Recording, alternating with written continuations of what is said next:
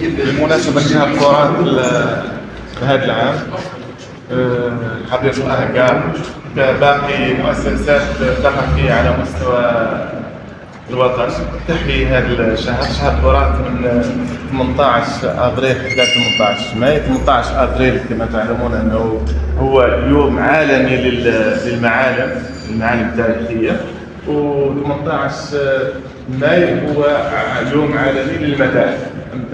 ولذلك الجزائر تعرف انه بين 18 ابريل حتى 18 ماي تحيي فيه احياء هذا الشهر.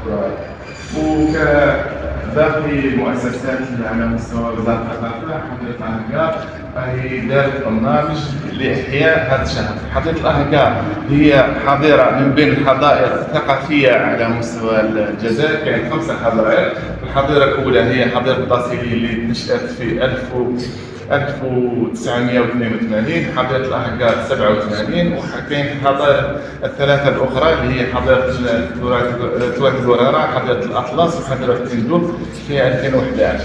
علاش لا كرياسيون تاع هاد الحظاير لحماية الموروث اللي كاين في هاد لي ريجيون. حنا نعرفوا انه حديقة الأهقار هي حظيرة غنية بموروثها الثقافي والطبيعي، يعني الموروث الطبيعي ما ينفصلش عن الموروث الثقافي.